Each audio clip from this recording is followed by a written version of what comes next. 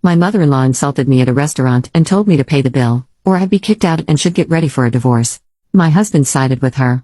I stood up for myself in front of everyone and threw the divorce papers in his face. Everyone started clapping, and my Mill was shocked and turned pale. During dinner at a restaurant, my mother-in-law made a deeply hurtful remark, suggesting that I didn't belong simply because I wasn't related by blood. Her words made me feel undervalued, and I had the sudden urge to leave. As I rose to go, she demanded that I pay for the meal since I was leaving early. Feeling mistreated, I refused to pay for everyone else's dinner. My name is Samantha, and I work in an office. My husband, Peter, and I have a generally happy marriage, but there's one significant issue: his mother. She constantly criticizes me and interferes in our lives. Although I've shared my concerns with Peter, he doesn't see it as a problem, believing her actions are just signs of affection. Over time, her intrusions worsened.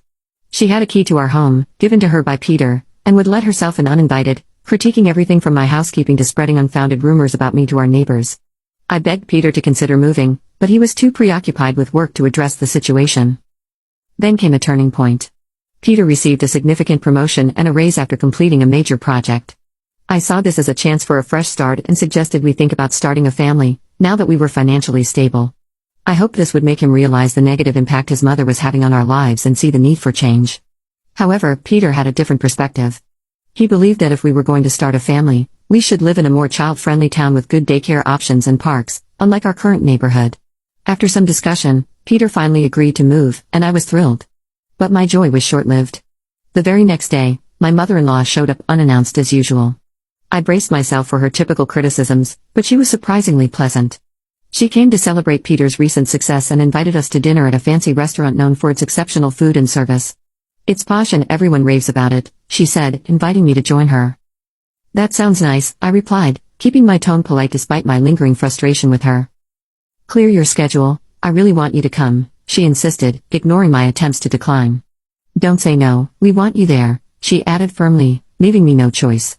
After she left, smirking, I felt something was off. She had excluded me from events before, but now she was adamant about including me. Later, I discussed it with Peter, who revealed that his mother had already arranged for us all to attend together, specifically choosing this restaurant to celebrate as a family. This sudden shift in her behavior left me conflicted. Peter was excited about the dinner. "Don't you feel the same, Samantha?" he asked, but I couldn't share his enthusiasm. "Sorry, but I'm not excited. I'm worried about how much it's going to cost at such an expensive restaurant," I admitted, my unease growing with each passing moment. "I don't want to go." "Just tell them I have something urgent and enjoy yourself," I told Peter, feeling a growing sense of unease about the dinner. "Why are you being so negative?" he asked, clearly frustrated. "It's not just us. My brothers and their wives are coming too. It would look bad if you weren't there with the whole family." I could see how excited he was about dining at such a fancy venue for the first time, but I felt trapped. My reluctance was brushed aside, and it seemed like my husband was more aligned with his mother's perspective than mine. Feeling unsupported and desperate, I took a drastic step. I ordered a voice recorder online, suspecting that the harassment from my mother-in-law wouldn't end at this celebration. I planned to discreetly record her behavior, hoping it would finally make Peter understand what I had been enduring. If he continued to dismiss my concerns, I even considered divorce. Secretly preparing for that possibility brought me a slight sense of relief. As the day of the dinner approached, I felt somber and filled with apprehension. I hardly knew Peter's brothers, having only met them briefly at our wedding, and my interactions with their wives were limited to basic pleasantries. When we arrived at the restaurant, we were escorted to a private room inside.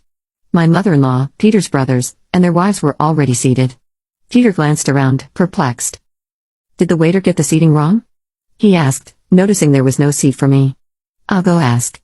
Everyone, please start without me." He stepped out of the room to speak with the staff. As soon as he was gone, my mother-in-law stood up, her expression cold and stern. "There's no seat for you," she said, her tone biting. "Why would I invite a stranger who just married my son to a family celebration?" Her words stung, but before I could respond, she continued, "You have a choice. Prove you really want to be part of this family, or leave and never come back. Decide now." I didn't hesitate. "I'm leaving," I said firmly, rising from the table. Without a second glance, "I'm leaving," I stated firmly without a moment's hesitation.